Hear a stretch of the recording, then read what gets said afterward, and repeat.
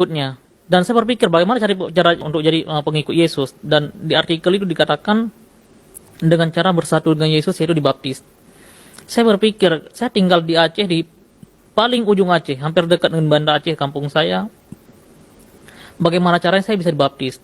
Di Banda Aceh saya tahu ada beberapa gereja, tapi saya tidak mungkin ke situ. Sampai pada akhirnya saya berdoa, itu bulan puasa. Di bulan puasa itu, saya masih sholat tarawih seperti biasa dan masih melakukan hal-hal rutinitas seperti biasanya. Sampai akhirnya saya berdoa, saya berkata, Tuhan, bagaimana caranya sebelum saya meninggal hutang dosa saya harus diselesaikan. Karena ini persoalannya dengan Tuhan dan harus diselesaikan dengan caranya Tuhan. Puji Tuhan, pada suatu hari saya bilang ke orang tua saya seperti ini, "Ma, saya mau ke rumah kawan, mau ada biasa kalau bulan puasa itu ada kumpul-kumpul agama lah gitu." Sebenarnya saya nggak ikut acara itu, melainkan saya pergi jauh ke Medan. Dengan cara sebelum malam itu saya menulis di salah satu komunitas Kristen di Facebook, saya katakan gini, saya selalu memperkenalkan diri dan tujuan saya. Dan di akhir itu saya katakan, saya ingin dibaptis, bagaimana caranya? Setelah saya berdoa, itu lama sekali, sampai udah tengah malam baru ada yang balas satu pesan saya di Facebook, dan dia katakan, "Bang, ini alamat pendeta saya, namanya ini, alamatnya ini, beliau itu tinggal di sini." Dan sebelum itu, saya belum pernah ke Medan sebenarnya. Jadi nggak ada tujuan kemana-mana, karena sebelum itu belum pernah ke kota Medan. Saya cuma berkata begini, kalau ini rencananya Tuhan, biarkan Tuhan yang bawa saya, dan Tuhan nggak mungkin meninggalkan saya dimanapun. Kalaupun Tuhan Yesus ini benar, saya bilang. Tapi puji Tuhannya, sampai ke sana ketemu dengan tukang becak, dan saya katakan, "Pak, tahu alamat ini nggak?" "Oh ya tahu, cuma lumayan jauh." "Ya udah Pak, tolong bawa saya ke sana."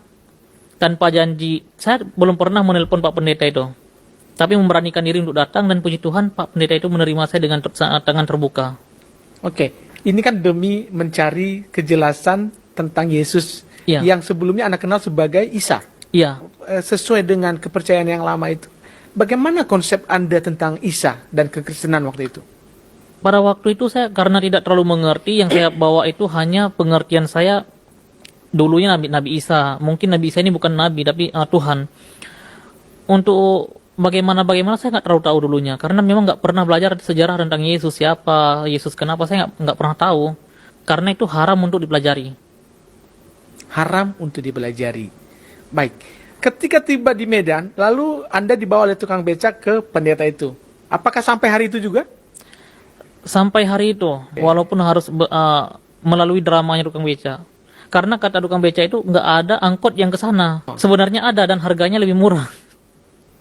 Ibarat kata ya, hari itu saya kena apesnya, dibohongin sama tukang beca. Tapi nggak apa-apa, puji Tuhan saya boleh sampai ke depan rumah Pak Pendeta itu. Setelah ketemu Pak Pendeta, apa yang terjadi? Pak Pendeta itu seperti kaget, shock. Karena waktu saya turun dari beca, sepertinya Pak Pendeta itu sama istrinya baru pulang dari pasar. Jadi Pak Pendeta itu berpikir, kok ada orang ini di depan rumah, siapa gitu.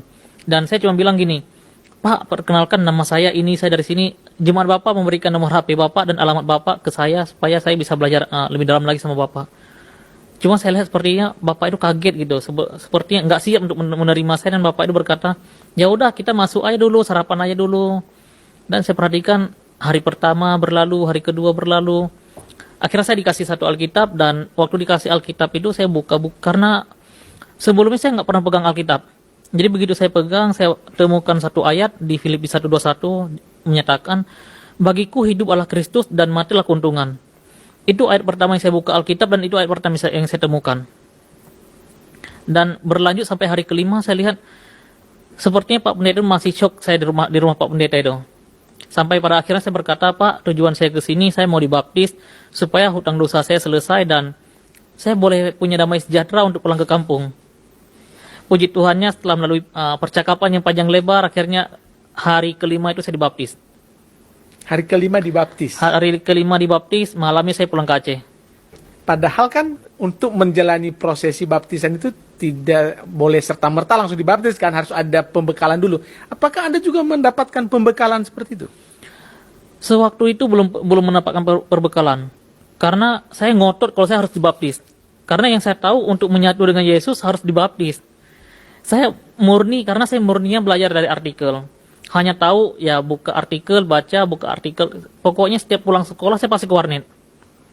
Setiap pulang sekolah saya mewajibkan diri ke warnet untuk baca beberapa artikel.